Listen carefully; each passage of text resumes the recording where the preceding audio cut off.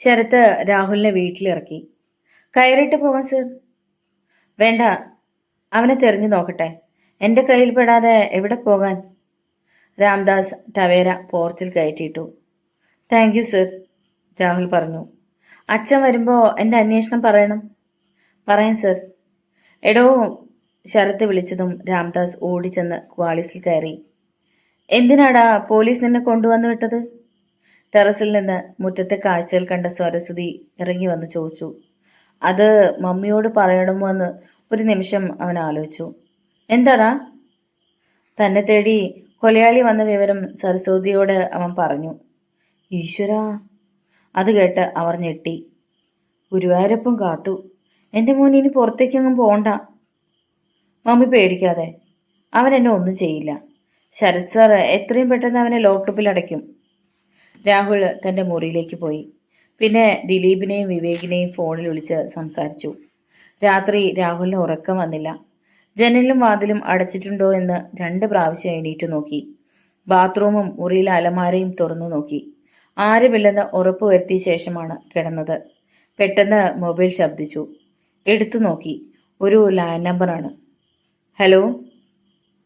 ഉറക്കം വരുന്നില്ല അല്ലേ? ഇന്ന് നീ രക്ഷപ്പെട്ടു. പക്ഷേ എന്നും അങ്ങനെ ആകണമെന്നില്ല. നീ ആരാടാ? ചുമ്മാ പേടിപ്പിക്കാതെ പോടാ. ദേഷ്യം വന്ന് രാഹുൽ അലറി. എപ്പോഴും നിന്റെ കൂടെ പോലീസ് ഉണ്ടാവില്ലെന്ന് ഓർമ്മ വേണം. ആത്മവിശ്വാസം നല്ലതാണ്, അതിര് കടക്കരുതെന്ന് മാത്രം. Bad night. ലൈൻ കട്ടായി. രാഹുൽ ധരിച്ചു നിന്നു. ഏതെങ്കിലും ഒരു കോയിൻ ബോക്സിന്റെ നമ്പറായിരിക്കും. അത് കിട്ടിയിട്ടും പ്രയോജനമൊന്നുമില്ല. ഈ വീട്ടിനുള്ളിൽ കയറി അവനൊന്നും ചെയ്യാൻ സാധിക്കില്ല. അല്ലെങ്കിൽ വാച്ച്മാനെ കൊല്ലേണ്ടി വരും. പക്ഷേ പെട്ടെന്നൊന്നും അയാളെ ആർക്കും തൊടാൻ സാധിക്കില്ല. എക്സ് മിലിറ്ററി ആണ്. ആ ചിന്ത വന്നതും രാഹുൽ കിടക്കയിൽ കയറി കിടന്നു. കണ്ണടച്ചാൽ ചെവിയിൽ കൊലയാളിയുടെ ശബ്ദം. അവൻ തിരിഞ്ഞും മറിഞ്ഞും കിടന്നു. കുറച്ച് ദിവസത്തേക്ക് ആരും കോളേജിൽ പോകണ്ടെന്ന് തീരുമാനിച്ചത് രാജീവാണ്. അത് ശരത്തിന്റെ നിർദ്ദേശപ്രകാരമായിരുന്നു. വീട്ടിലിരുന്ന് മടുത്ത രാജീവ് കാറിൽ കയറി. മൈഥിലിയെ നേരിൽ കണ്ടിട്ട് 2 ദിവസമായി. അവളും പുറത്തെങ്ങി ഇറങ്ങുന്നില്ല. ഭയങ്കര പേടി. രാജീവിന്റെ കാർ കണ്ടതും ഷൺമുഖം ഗേറ്റ് തുറന്നു കൊടുത്തു. അവന്റെ നോട്ടം കണ്ട് കാണാത്ത മട്ടിൽ രാജീവ് കാർ മുന്നോട്ടെടുത്ത് പോർച്ചിൽ നിർത്തി. കാറിൽ നിന്നിറങ്ങിയ രാജീവിന്റെ അടുത്തേക്ക് ചെന്ന ഷൺമുഖം കൊച്ചമ്മയും മുതലാളിയും ഇവിടെയില്ലെന്ന് ആംഗ്യത്തിലൂടെ പറഞ്ഞു. മൈഥിലി ഇല്ലേ? എനിക്ക് അവളെയാണ് കാണേണ്ടത്. ഷൺമുഖം അവനെ തടഞ്ഞു. പോകാൻ പറ്റില്ലെന്ന് ആംഗ്യം കാണിച്ചു. താൻ പോടോ. ഷൺമുഖത്തെ തള്ളി മാറ്റിക്കൊണ്ട് രാജീവ് മുന്നോട്ട് നടന്നു. പിന്നിലൂടെ വന്ന ഷൺമുഖം അവനെ കയറി പിടിച്ചു. വിട്! രാജീവ് അയാളെ കുതറി തെറിപ്പിച്ചു. നിലത്ത് വീണ ഷൺമുഖം എണീറ്റ് ഓടി വന്നു. ഷൺമുഖം, എന്താ ഇത്? സിറ്റ് ഔട്ടിൽ നിന്നും മൈഥിലി വിളിച്ചു ചോദിച്ചു. രാജീവ് എന്നെ കാണാൻ വന്നതാണ്. കടന്നു വരാൻ തന്റെ അനുവാദം ആവശ്യമില്ല. അണ്ടർസ്റ്റാൻഡ്? മനസ്സിലായെന്ന ഭാവത്തിൽ അയാൾ തലയിളക്കി. രാജീവ് വരൂ, ഞാൻ തരിച്ചിരുന്ന് ബോറടിക്കുകയായിരുന്നു. വേലക്കാരിയില്ലേ? അവളുള്ളതും ഇല്ലാത്തതും ഒരുപോലെയാ. മൈഥിലി രാജീവുമായി അപ്സ്റ്റെയറിലെ മുറിയിലേക്ക് കയറി പോകുന്നത് കോപത്തോടെ ഷൺമുഖം നോക്കി നിന്നു. രാഹുൽ പിന്നെ വിളിച്ചിരുന്നോ? പാവം, ആ ഷോക്കിന്ന് ഇതുവരെ ഉണർന്നിട്ടില്ല. ആരായാലും പേടിക്കും. ഞാനായിരുന്നെങ്കിൽ പേടിച്ച് മരിച്ചേനെ. അവന്റെ അച്ഛന്റെ ബുദ്ധി തന്നെയാ അവനും. അതുകൊണ്ടാ രക്ഷപ്പെട്ടത്. ശരത് സാർ എന്തു പറയുന്നു? കില്ലർ ഉടനെ എങ്ങാനും വലയിൽ വീഴുമോ? വല വിരിച്ചിട്ട് ഒരാഴ്ചയായി. എലിയോ പൂച്ചയോ വീണ ഭാഗ്യം. കമ്മീഷണറുടെ മകൻ തന്നെ ഇത് പറയണം. ഡാഡിയും മമ്മിയും എവിടെ പോയി? ഡാഡിയുടെ കമ്പനിയിലെ സ്റ്റാഫിന്റെ മോളുടെ കല്യാണത്തിന്. മിതു എന്താ പോകാതിരുന്നത്? പേടിച്ചിട്ടാ രാജീവ്. സുനന്ദയുടെ മുഖമാ എപ്പോഴും മനസ്സിൽ. പോകാഞ്ഞത് നന്നായി. എനിക്ക് തന്നെ തനിച്ച് കിട്ടിയല്ലോ. എവിടുന്ന് കിട്ടി ആ പൊട്ടൻ സെക്യൂരിറ്റിയെ? ഒന്നും പറയണ്ട രാജീവ്. അയാളെ കൊണ്ട് വല്ലാത്ത ശല്യമാ. ആ നോട്ടവും ഭാവവും. എനിക്ക് അയാളെ പേടിയാ. എനിക്ക് പറഞ്ഞു വിട്ടൂടെ ആ ജന്തുവിനെ? ഡാഡി സമ്മതിക്കില്ല. അതൊക്കെ പോട്ടെ, രാജീവിന് കുടിക്കാൻ എന്താ വേണ്ടത്? കൂൾ ഡ്രിങ്ക്സോ ചായയോ? സന്ധ്യയായില്ലേ, ചായ മതി. ശാന്തേ, മൈഥിലി ഉറക്കെ വിളിച്ചു. ടെറസിലിരുന്ന് രാജീവും മൈഥിലിയും സംസാരിച്ചുകൊണ്ടിരുന്നു. ശാന്ത ചായയും പലഹാരങ്ങളും കൊണ്ടുവച്ചു. പ്രസാദിന് ഇപ്പോൾ എങ്ങനെയുണ്ട് രാജീവ്? ഇപ്പോൾ യാതൊരു പ്രശ്നവുമില്ല. എണീറ്റ് നടക്കണമെങ്കിൽ ഫിസിയോതെറാപ്പി ചെയ്യേണ്ടി വരും. കഴിഞ്ഞ ദിവസം ഞാൻ അവൻ്റെ വീട്ടിൽ പോയിരുന്നു. കുറച്ച് പണവും കൊടുത്തു. പാവം. നിന്റെ വാച്ച്മാൻ്റെ കണ്ണ് ടെറസിലാണ്. ഗേറ്റിലേക്ക് നോക്കിക്കൊണ്ട് രാജീവ് പറഞ്ഞു. വൃത്തികെട്ടവൻ. യാതൊരു മാനേഴ്സും ഇല്ല. പെൺപിള്ളേരെ കണ്ട അവൻ ആർത്തിയാണ്. അവൻ്റെ മേലൊരു കണ്ണുള്ളത് നല്ലതാ. മൈഥിലി, ഇരുട്ട് വേണം. ഇനി ഇരിക്കുന്നത് ശരിയല്ല. ഞാൻ ഇറങ്ങട്ടെ. നിന്റെ ഡാഡിയും മമ്മിയും വരുന്നതിന് മുമ്പ് പോകുന്നതാവും നല്ലത്. അങ്ങനെ പേടിച്ചോടണമെന്നില്ല. ഡാഡി പച്ചക്കൊടി കാണിച്ചിട്ടുണ്ട്. റിയലി? എന്താ, വിശ്വസിക്കാൻ പറ്റുന്നില്ലേ? ഇനി രാജീവിൻ്റെ ഡാഡിയുടെയും മമ്മിയുടെയും നിലപാട് കൂടി അറിഞ്ഞാൽ മതി. അതറിയാനൊന്നുമില്ല. എൻ്റെ ഏത് ഇഷ്ടത്തിനും രണ്ടുപേരും എതിര് നിൽക്കില്ല. ആ ഉറപ്പ് പോരെ? മതി മോനെ. എന്നാ ഞാൻ പോട്ടെ. പ്രത്യേകമായി ഒരു കാര്യം പറയാനുള്ളത് ആ കൊലയാളിയെക്കുറിച്ചാണ്. സൂക്ഷിക്കണം. രാജീവ് എണീറ്റു. രാജീവും സൂക്ഷിക്കണം. ഞാൻ സൂക്ഷിച്ചോളാം. എൻ്റെ മുന്നിൽ അവനൊന്ന് വന്നു കിട്ടാനാ ഞാൻ കാത്തിരിക്കുന്നത്. അങ്ങനെ എങ്ങാനും സംഭവിച്ച എൻ്റെ കൈകൾ കൊണ്ടായിരിക്കും അവൻ്റെ മരണം. Good night. രാജീവിനോടൊപ്പം മുറ്റം വരെ മൈഥിലി അനുഗമിച്ചു. അവൻ കാറിൽ കയറിയതും അവൾ കൈവീശി. കാർ ഗേറ്റ് കടന്നതും മൈഥിലി ഗാർഡനിലെ ഊഞ്ഞാൽ കസേരയിൽ ചെന്നിരുന്നു. ഗേറ്റിൽ നിന്നും ഷൺമുഖൻ തന്നെ നോക്കുന്നത് കണ്ട് ദേഷ്യത്തോടെ മുഖം തിരിച്ചു. സമയം ഇഴഞ്ഞു. ഡാഡിയും മമ്മിയും കാണുന്നില്ലല്ലോ. ഒന്ന് വിളിച്ചു നോക്കിയാലോ? മൊബൈൽ മുറിക്കുള്ളിലാണ്. അവൾ എണീറ്റതും ശാന്ത അങ്ങോട്ട് വന്നു. മോക്ക് ഫോൺ. ഡാഡിയാ. ലാൻഡ് ഫോണിൻ്റെ കോഡ്ലെസ് റിസീവർ നീട്ടിക്കൊണ്ട് പറഞ്ഞു. Hello daddy. ആ മോളെ, ഞങ്ങൾ 2 മണിക്കൂർ വൈകും. Alright daddy. ബൈ മോളു. അവൾ റിസീവർ മടിയിൽ വെച്ചുകൊണ്ട് ഊഞ്ഞാലാട്ടം തുടർന്നു. മോളെ, ഊണെടുക്കട്ടെ? ഡാഡിയും മമ്മിയും വരട്ടെ ശാന്തയെ. ശരി മോളെ. ശാന്ത അകത്തേക്ക് പോയി. ഗാർഡനിലെ ലൈറ്റുകൾ കണ്ണു തുറന്നു.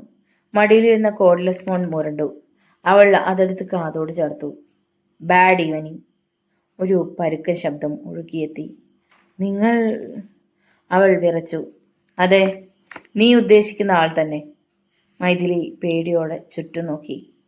പേടിക്കണ്ട, ഒരു വാണിംഗ് തരാൻ വിളിച്ചതാ. ഇന്ന് രാത്രി നീ കൊല്ലപ്പെടും. നോ! അവൾ അലറി. പേൾവ്യൂ വിശ്വനാഥൻ്റെ മകൾക്ക് പേടിയോ? ഷെയിം. ഫോൺ കട്ടായി. ശാന്തേ! മൈഥിലി ഓടി ബംഗ്ലാവിലേക്ക് കയറി. അവൾ മുറിയിൽ എല്ലായിടത്തും പരിശോധിച്ച ശേഷം രാജീവിനെ വിളിച്ചു. നീ പേടിക്കണ്ട, ഞാൻ ശരത് സാറിനെ വിളിക്കാം. ശരി രാജീവ്. ആശ്വാസത്തോടെ അവൾ ഫോൺ വെച്ചു. ഗേറ്റിൽ ഷൺമുഖമുള്ളത് അപ്പോൾ അവൾക്കൊരു ആശ്വാസമായിരുന്നു. 1 മണിക്കൂർ കടന്നുപോയി. ഗാർഡനിൽ നിന്നും എന്തോ ശബ്ദം കേട്ട് മൈഥിലി ജനൽ തുറന്നു നോക്കി. ഷോക്ക് അടിച്ചതുപോലെ അവളൊന്ന് ഞെട്ടി. തൊപ്പിയും കൂളിംഗ് ഗ്ലാസും ധരിച്ച ഒരാൾ ചെടികൾക്ക് പിന്നിൽ മറയുന്നത് കണ്ടു. അവൾ ജനാല വലിച്ചടച്ചു. അപ്പോൾ മുറ്റത്തേക്ക് കയറി വന്ന കാറിന്റെ പ്രകാശം ജനൽ ചെല്ലി തട്ടി പ്രതിഫലിച്ചു. ഡാഡിയും മമ്മിയുമാണ്. അവൾ എണീറ്റ് വാതിൽ തുറന്നു. പിന്നെ താഴേക്ക് ഓടിയിറങ്ങി. നീ ഉറങ്ങിയില്ലായിരുന്നോ? ഇല്ല ഡാഡി, നിങ്ങൾ വരുന്നത് വരെ കാത്തിരിക്കുകയായിരുന്നു. ഊണ് കഴിച്ചോ? ഇല്ല. എങ്കിൽ നമുക്ക് ഒന്നിച്ചിരിക്കാം. ശാന്തേ, ഭക്ഷണം എടുത്തോ? ഗോമതി പറഞ്ഞു. എന്താടി നിന്റെ മുഖത്തൊരു മ്ലാനത? ഒന്നുമില്ല മമ്മി. കള്ളം പറയില്ല പെണ്ണെ, നല്ല അടി വെച്ച് തരും ഞാൻ. മമ്മിക്ക് തോന്നുന്നതാ. നീയും രാജീവും തമ്മിൽ പിണങ്ങിയോ? ഇല്ലെന്നേ. ഗോമതിയും അകത്തേക്ക് പോയി. മുറിയിലേക്ക് ചെന്ന മൈഥിലി ആ കാഴ്ച കണ്ട് നിലവിളിച്ചു. അലമാരയുടെ ഗ്ലാസ്സിൽ ചോരൊഴുകുന്ന അക്ഷരങ്ങൾ. ഡിസംബർ 31, വെള്ളിയാഴ്ച. നിലവിളി കേട്ട് വിശ്വനാഥൻ ഓടി വന്നു. എന്താ മോളെ? അവൾ അലമാരയിലേക്ക് കൈ ചൂണ്ടി. പഴയ സംഭവങ്ങൾ ഓർത്ത് വിശ്വനാഥൻ ഒന്ന് ഞെട്ടി. മുറിക്കുള്ളിൽ എല്ലായിടത്തും പരിശോധിച്ചു. പേടിക്കാനൊന്നുമില്ല, ഞാൻ ശരത്തിനെ വിളിക്കാം. ശരത്തിൻ്റെ മൊബൈൽ വിളിച്ചപ്പോൾ സ്വിച്ച് ഓഫ് എന്ന മറുപടിയാണ് കിട്ടിയത്. കിട്ടുന്നില്ല, മൊബൈൽ ഓഫാ. രാജീവ് വിളിച്ചിട്ടും കിട്ടിക്കാണില്ല. അവൾ ഓർത്തു. ഞാൻ സ്റ്റേഷനിലേക്ക് വിളിച്ച് 2 പോലീസുകാരെ അയക്കാൻ പറയാം. അത് വേണ്ട ഡാഡി, നമ്മുടെ ഷൺമുഖം പോരെ. അവനുണ്ടായിട്ടാണോ കൊലയാളി അകത്ത് കയറിയത്? ഡാഡി, അവനെ വിളിച്ചിട്ട് കാര്യമായി ഒന്ന് പറയും. പൊട്ടനൊന്നും മനസ്സിലായി കാണില്ലായിരിക്കും, മൈഥിലി പറഞ്ഞു. വിശ്വനാഥൻ ഗേറ്റിലേക്ക് നോക്കി കൈകൊട്ടി. പിന്നെ വരാൻ ആംഗ്യം കാണിച്ചു. ഷൺമുഖം ഓടി വന്ന് വണങ്ങി. വിശ്വനാഥൻ ഒരു തരത്തിൽ അവനെ കാര്യങ്ങൾ പറഞ്ഞ് മനസ്സിലാക്കി. എല്ലാം താൻ നോക്കിക്കൊള്ളാമെന്ന് അവൻ ഉറപ്പ് കൊടുത്തു. പിന്നെ മൈഥിലിയെ നോക്കി ഒരു ശൃംഗാരച്ചിരി ചിരിച്ചു. അവളത് കണ്ടില്ലെന്ന് നടിച്ചു. ഷൺമുഖം, ഡ്യൂട്ടി നോക്ക്. അവൻ തല കുമ്പിട്ട ശേഷം ഗേറ്റിലേക്ക് പോയി. പിന്നെ ഗാർഡനിലും ബംഗ്ലാവിൻ്റെ പിന്നിലും ചുറ്റി നടന്നു. പൊട്ടന് ഇന്ന് രാത്രി ഉറക്കമുണ്ടാവില്ല, അവൾ ഓർത്തു. രാത്രി കനത്തു. മൈഥിലി ബെഡിൽ കയറി കിടന്നു. ഉറക്കം വരുന്നില്ല. കൊലയാളിയുടെ വാണിംഗ് ഓർത്തു. സ്വീകരണമുറിയിലെ ക്ലോക്ക് ഒരു വട്ടം ശബ്ദിച്ചു. 1 മണി. പെട്ടെന്ന് ജനാലയ്ക്ക് പുറത്തുകൂടി ഒരു നിഴൽ ചലിക്കുന്നത് അവൾ കണ്ടു. മൈഥിലി ചാടി എഴുന്നേറ്റു. നിഴൽ അപ്രത്യക്ഷമായി. തൻ്റെ തോന്നലായിരിക്കും. ആ വഴിക്ക് മനുഷ്യന്മാർക്ക് കടന്നു വരാൻ പ്രയാസമാണ്. പാരപ്പറ്റിൻ്റെ ഉയർന്ന ഭാഗം അവിടെയാണ്. അവൾ വീണ്ടും കിടന്നു. സമയം കടന്നുപോയി. വാതിലിൻ്റെ ലോക്ക് തുറക്കുന്ന ശബ്ദം മൈഥിലി കേട്ടില്ല. അവൾ ഉറക്കം പിടിച്ചു കഴിഞ്ഞിരുന്നു. വാതിൽ തുറന്നു. മങ്ങിയ വെളിച്ചത്തിൽ തൊപ്പിവെച്ച ഒരു മനുഷ്യരൂപം മുറിക്കുള്ളിലേക്ക് കയറി. അയാൾ ലൈറ്റിട്ടു. ഒരു വശത്തേക്ക് ചിരിഞ്ഞു കിടന്നുറങ്ങുന്ന മൈഥിലിയെ കണ്ണിമ വയ്ക്കാതെ നോക്കി. അവളുടെ ഉറക്കറ വസ്ത്രം കണങ്കാലിന് മുകളിലേക്ക് ചുരുണ്ടു കയറി കിടന്നു. വെണ്ണ പോലുള്ള കാലുകൾ അയാൾ നോക്കി നിന്നു. എന്തു ചെയ്യാം? നിനക്കും കാമുകനും ഒന്നിച്ച് ജീവിക്കാൻ വിധിയില്ല. അയാൾ പാൻറ്റിൻ്റെ പോക്കറ്റിൽ നിന്നും കഠാര വലിച്ചെടുത്തു. മോളെ, വാതിൽക്കിൽ നിന്നും വിശ്വനാഥൻ വിളിച്ചു. അത് കേട്ടതും കൊലയാളി ജനൽ കർട്ടന് പിന്നിൽ മറിഞ്ഞു. എന്താ ഡാഡി? വിശ്വനാഥൻ അകത്തേക്ക് കയറി. നീ വാതിലടയ്ക്കാതെയാണോ കിടന്നത്? അല്ല. എങ്കിൽ അവൻ ഇവിടെ എവിടെയൊക്കെയോ ഉണ്ട്. ഷൺമുഖം! വിശ്വനാഥൻ ഉറക്കെ വിളിച്ചു. അടുത്ത നിമിഷം കർട്ടന് പിന്നിൽ നിന്നും കൊലയാളി വിശ്വനാഥന്റെ തലയിൽ ഫ്ലവർ വൈസ് എടുത്ത് ആഞ്ഞടിച്ചു. അയാൾ ഒരു ഞരക്കത്തോടെ കുഴഞ്ഞു വീണു. ഡാഡി! കൊലയാളി പുറത്തേക്ക് ഓടി. നിലവിളി കേട്ട് ഗോമതിയും ശാന്തയും ഉണർന്നു. അവർ അങ്ങോട്ട് ഓടി വന്നു. കൊലയാളി പാരപ്പറ്റിലൂടെ സർക്കസ് അഭ്യാസിയെ പോലെ പാഞ്ഞ് ഗാർഡനിലേക്ക് എടുത്തു ചാടി. അപ്പോൾ ഷൺമുഖം ഓടി വന്നു. ഓർക്കാപ്പുറത്ത് അയാളുടെ തൊഴിയേറ്റ് ഷൺമുഖം നിലത്തേക്ക് വീണു. അയാൾ ഓടി മതിൽ ചാടിക്കിടന്ന് അപ്രത്യക്ഷമായി.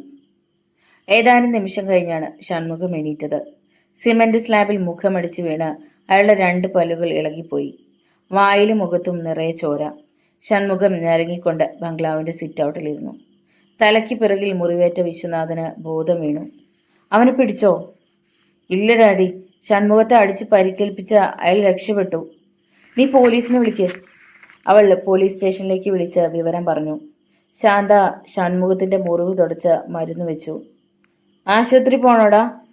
വിശ്വനാഥൻ തിരക്കി. വേണ്ടെന്നവൻ ആംഗ്യം കാണിച്ചു. ഡാഡി, നമുക്ക് ഹോസ്പിറ്റലിൽ പോയാലോ? വേണ്ട. ചെറിയൊരു മരവിപ്പുണ്ട്. അത് അടിയേറ്റത് കൊണ്ടുണ്ടായതാണ്. കുറച്ച് കഴിഞ്ഞാൽ മാറിക്കോളും.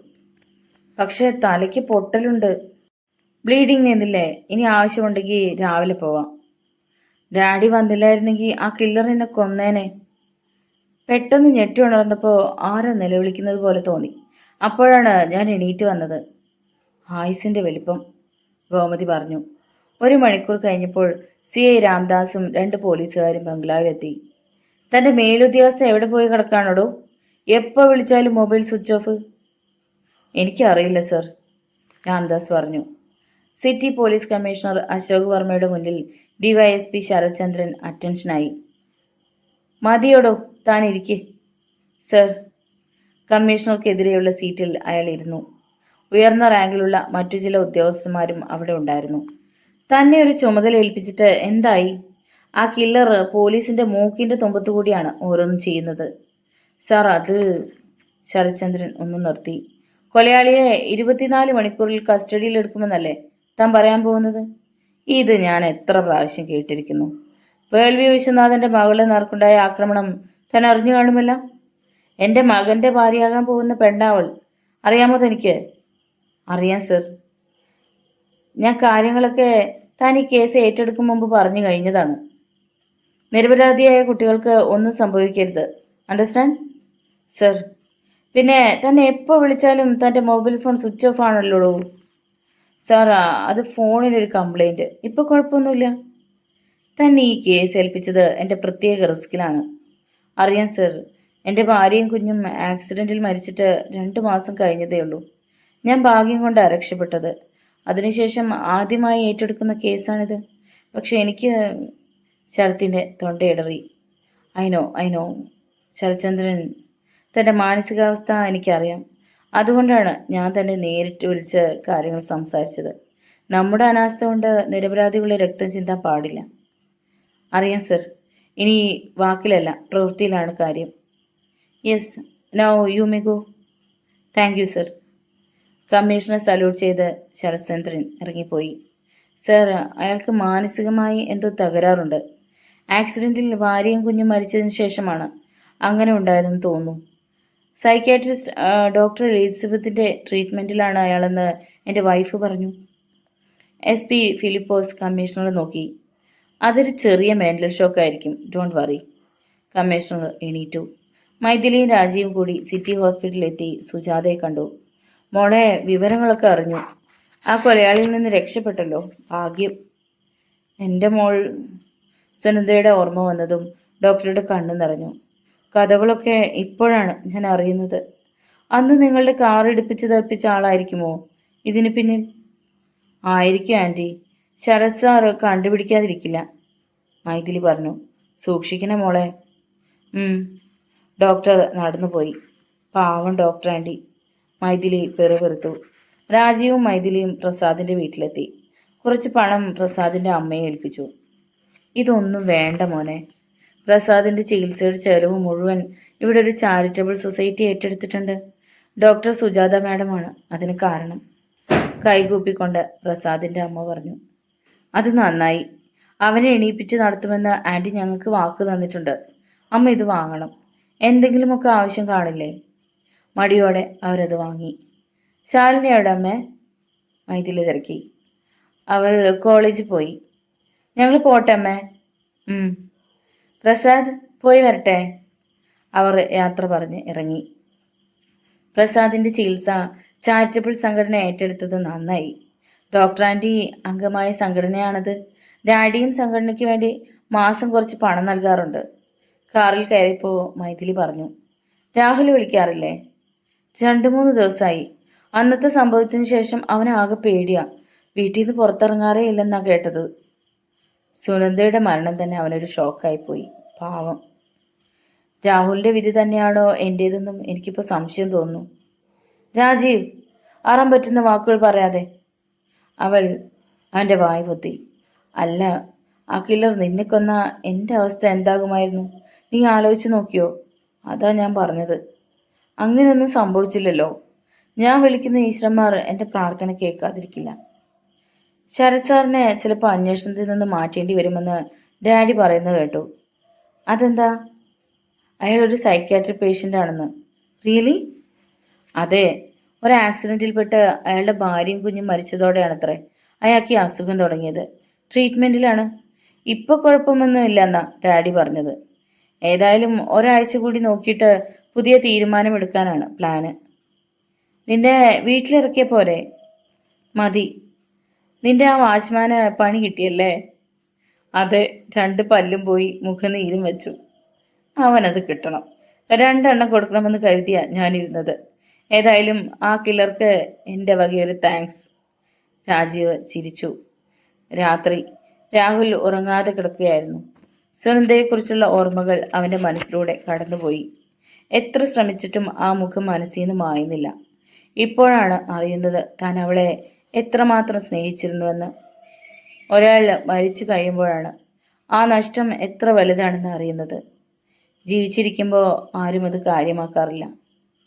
ഡാഡിയും മമ്മിയും ഉറങ്ങിയെന്ന് തോന്നുന്നു. ഇത്രയും നേരം TV ഇരുന്ന മുറിയിൽ വെളിച്ചമുണ്ടായിരുന്നു. ഇപ്പോഴതും അണഞ്ഞു. മേശപ്പുറത്ത് നിന്നും മൊബൈൽ ഫോൺ എടുത്തു നോക്കി. സമയം 12:30. പെട്ടെന്ന് ബാത്റൂമിൽ എന്തോ വീഴുന്നത് പോലൊരു ശബ്ദം കേട്ടു. രാഹുൽ ഒന്ന് ഞെട്ടി. പിന്നെ ധൈര്യം സംഭരിച്ചു. പോയി നോക്കാൻ തീരുമാനിച്ചു. അവൻ എണീറ്റ് ചെന്ന് ബാത്റൂമിൻ്റെ വാതിൽ തുറന്ന് ലൈറ്റിട്ടു. അറിയാതെ ഞെട്ടിപ്പോയി. ടൈൽസ് പതിച്ച ഭിത്തിയിൽ ചോരയിട്ട് വീഴുന്ന അക്ഷരങ്ങൾ. ഡിസംബർ 31, വെള്ളിയാഴ്ച. കഴിഞ്ഞതെല്ലാം മനസ്സിലേക്ക് കടന്നു വന്നതും രാഹുൽ നിലവിളിച്ചുകൊണ്ട് ഓടി. സ്റ്റെയർ കേസ് ഇറങ്ങി ഡൈനിങ് ഹാളിലെത്തിയ അവൻ മുന്നിൽ ഒരദൃശ്യ ഭിത്തിയിൽ തട്ടിയതുപോലെ നിന്നു. മങ്ങിയ വെളിച്ചത്തിൽ ഒരാൾ നിൽക്കുന്നു. തലയിൽ മുഖമറിഞ്ഞ തൊപ്പിയും കറുത്ത ഓവർകോട്ടും. തൻ്റെ കാറിൽ കയറിയവൻ. പോലീസ് തേടി നടക്കുന്ന കൊലയാളി. പെട്ടെന്ന് ഹാളിലെ ലൈറ്റ് തെളിഞ്ഞു. അയ്യോ! രാഹുൽ നിലവിളിച്ചു പോയി. ഒരിക്കൽ നീ എൻ്റെ കയ്യിൽ നിന്ന് രക്ഷപ്പെട്ടു. പക്ഷേ ഇന്ന് നിനക്കതിന് കഴിയില്ല. അയാൾ കോട്ടിനുള്ളിൽ കൈ കടത്തി നീണ്ട ഒരു ഇരുമ്പ് കമ്പി വലിച്ചെടുത്തു. അതിൻ്റെ അഗ്രം കൂർത്തതായിരുന്നു. ഡാഡി, മമ്മി, അവൻ ഉറക്കെ നിലവിളിച്ചു. അവരൊന്നും എണീറ്റ് വരില്ല. ഞാൻ വാതിൽ പുറത്തുനിന്ന് പൂട്ടി. ചെന്നായ മുരളുന്നത് പോലെ അയാൾ പറഞ്ഞു. വാച്ച്മാൻ! രാഹുൽ സെക്യൂരിറ്റിയെ വിളിച്ചു. അവൻ ഇനി ഉണരില്ല. ഉറക്കി കിടത്തിയിട്ടാ ഞാൻ ഈ വീട്ടിനുള്ളിൽ കയറിയത്. ഇനി നീ എന്തു പറയുന്നു? കൊലയാളി അവന് നേരെ ചലിച്ചു. അയ്യോ, എന്നെ കൊല്ലരുതേ. ഇല്ലടാ, കൊല്ലില്ല. കൊല്ലാതെ കൊല്ലും. നിന്റെ കാറല്ലേ അന്ന് ഒരാളെ ഇടിച്ചു തെറിപ്പിച്ചത്? എന്നിട്ട് നീയൊക്കെ കാണിച്ചതോ? രക്ഷപ്പെടുത്തുന്നതിന് പകരം തടാകത്തിലേക്ക് വലിച്ചെറിഞ്ഞു. എന്താ, ഡിസംബർ 31 മറന്നുപോയോ? ഞങ്ങൾ ഞങ്ങൾ അറിഞ്ഞുകൊണ്ട് ചെയ്തതല്ല. ഒരബദ്ധം പറ്റിയതാണ്. ക്ഷമിക്കണം. നിങ്ങൾക്ക് എന്ത് വേണമെങ്കിലും ഞാൻ തരാം. അവൻ്റെ കണ്ണുകൾ നിറഞ്ഞു തുളുമ്പി. നീയൊന്നും ദയ അർഹിക്കുന്നില്ല. കാരണം അന്ന് ആ മനുഷ്യനോട് ഒരു ഇറ്റു ദയ കാണിച്ചിരുന്നെങ്കിൽ ഒരു കുടുംബം രക്ഷപ്പെട്ടേനെ. രാഹുലിന് ഒന്നും മനസ്സിലായില്ല. നിന്റെ അന്ത്യം എൻ്റെ കൈകൊണ്ട്. കാമുകി അയച്ച സ്ഥലത്തേക്ക് നിന്നെയും അയക്കാൻ പോവുകയാണ്. അയാൾ ഇരുമ്പ് കമ്പി വലിച്ച് രാഹുലിന്റെ നേരെ ആഞ്ഞു കുത്തി. മരണവെപ്രാളത്തിൽ രാഹുൽ ചാടി മാറി. പിന്നെ പുറത്തെ വാതിൽ തുറന്ന് ഇരുട്ടിലേക്ക് ഓടി. ഗേറ്റിലും ഗാർഡനിലും ഉണ്ടായിരുന്ന ബൾബുകളൊന്നും പ്രകാശിച്ചിരുന്നില്ല. കൊലയാളി ഒരു ഭ്രാന്തനെ പോലെ അവന്റെ പിന്നാലെ കുതിച്ചു. ഇരുളിൽ കാല് തടഞ്ഞു വീണ രാഹുലിന്റെ മുന്നിൽ അയാളെത്തി. വേണ്ട, എന്നെ കൊല്ലരുത്, അവൻ ദയനീയമായി കേണപേക്ഷിച്ചു. പക്ഷേ അയാൾ അതൊന്നും കേട്ടില്ല. വേട്ടയാടുന്ന ഒരു ക്രൂര മൃഗത്തിന്റെ പകയായിരുന്നു അയാളുടെ കണ്ണുകളിൽ. നീയൊന്നും ജീവിച്ചിരിക്കാൻ പാടില്ല. ഇരുമ്പ് കമ്പി ആകാശത്തുയർന്നു താഴ്ന്നു. ആ! ഇരുളിനെ നടക്കുന്ന ഒരാക്രാന്തനം മുഴങ്ങി. രാഹുലിന്റെ ഇടതു നെഞ്ചിന് അടിഭാഗത്തായി ആ കമ്പി തുളഞ്ഞു കയറി. അയാൾ ഉന്മാദം പിടിപെട്ടവനെ പോലെ അത് വലിച്ചൂരി വീണ്ടും വീണ്ടും കുത്തിയിറക്കി. രാഹുലിന്റെ ശരീരത്തിന്റെ അവസാനത്തെ പിടിച്ചിൽ നിലച്ചു.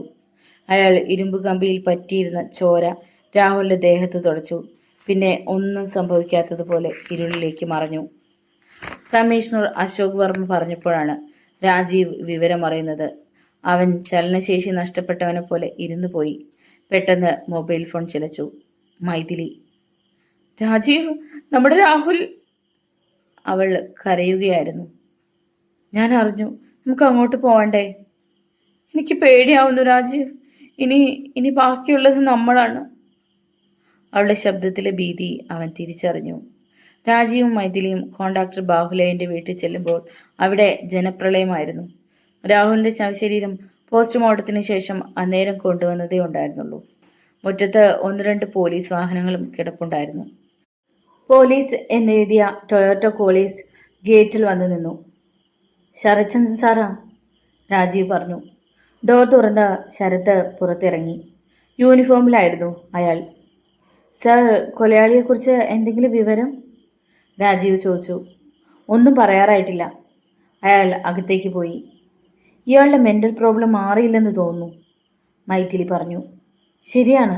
അയാളുടെ നോട്ടം കണ്ടില്ലേ? കുപ്പിക്കുള്ളിൽ പിടിച്ചിട്ട പാറ്റയെ പോലെയാണ് ആ കണ്ണുകൾ ചലിക്കുന്നത്.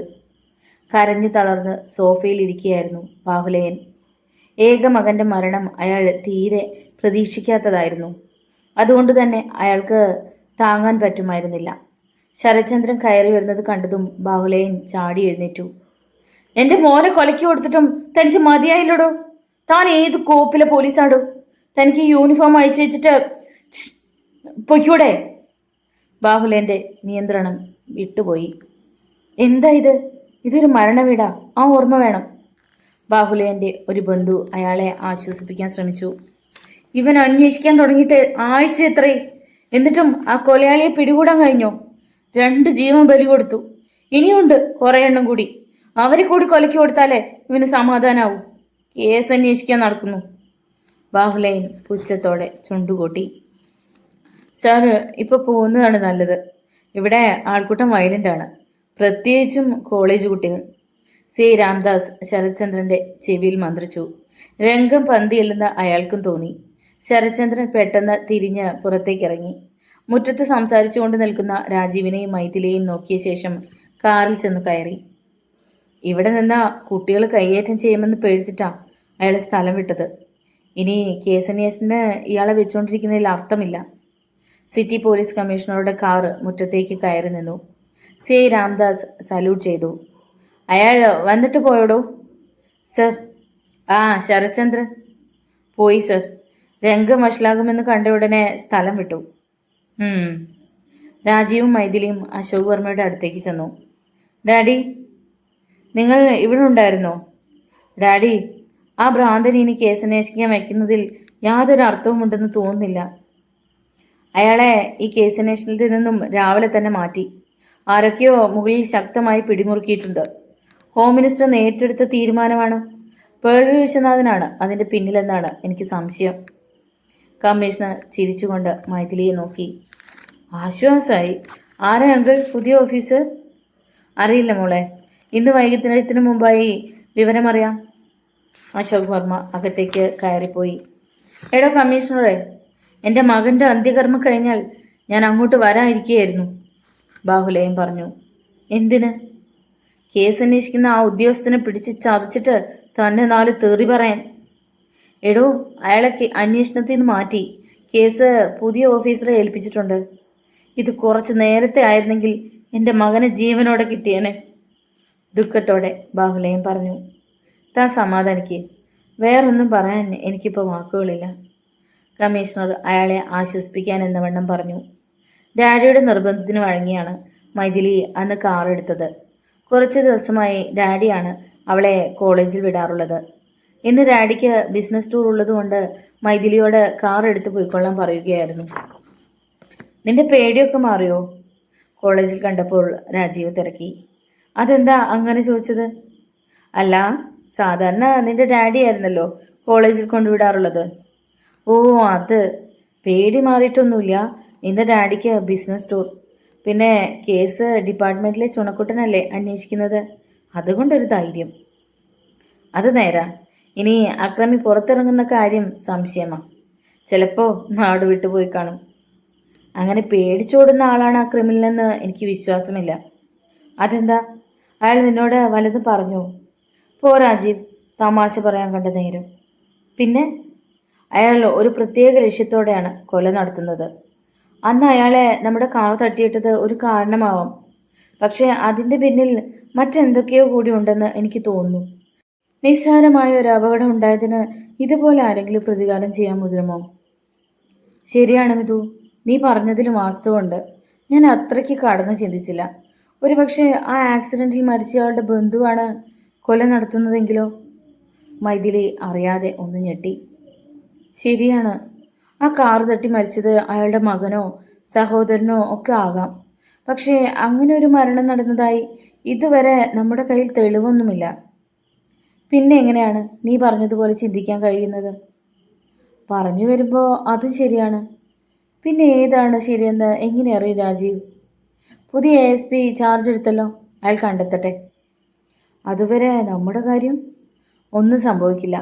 കൊലയാളി കേരളാതിർത്തി വിട്ടു കാണും. ഇന്നലെ ഡാഡിയുടെ ഓഫീസിൽ വെച്ച് ജയശങ്കർ സാർ എൻ്റെ മൊഴിയെടുത്തിരുന്നു. അന്നുണ്ടായ സംഭവങ്ങളൊക്കെ ഞാൻ അദ്ദേഹത്തോട് പറഞ്ഞിട്ടുണ്ട്. ASPയുടെ നിഗമനത്തെക്കുറിച്ച് ഡാഡി നിന്നോട് വല്ലതും പറഞ്ഞോ? അയാൾ കേസ് ഫയൽ പഠിക്കുന്നതല്ലേ ഉള്ളൂ. അതിനു മുമ്പ് ഒരു തീരുമാനത്തിലെത്താൻ കഴിയില്ലല്ലോ. നമ്മളോട് സൂക്ഷിക്കാൻ ഡാഡി പറഞ്ഞിട്ടുണ്ട്. രാജീവ്, നമുക്ക് ക്ലാസ് കഴിഞ്ഞ് പ്രസാദിനെ ഒന്ന് കാണണം. അവൻ്റെ കാലുകൾ ചലിപ്പിക്കാൻ കഴിയുന്നുണ്ടെന്ന് ശാലിനി പറഞ്ഞു. എങ്കിൽ നമുക്ക് അവനെ കാണാൻ പോവാം. ക്ലാസ് കഴിഞ്ഞ് രാജീവും മൈഥിലിയും പ്രസാദിൻ്റെ വീട്ടിലെത്തി. പ്രസാദ് കിടക്കയിൽ എണീറ്റ് ചാരിയിരുന്നു. ഇപ്പം എങ്ങനെയുണ്ട്? കാലുകൾ ചലിപ്പിക്കാൻ കഴിയുന്നുണ്ടോ? ഉണ്ട്, പക്ഷേ എണീറ്റ് നടക്കാനായിട്ടില്ല.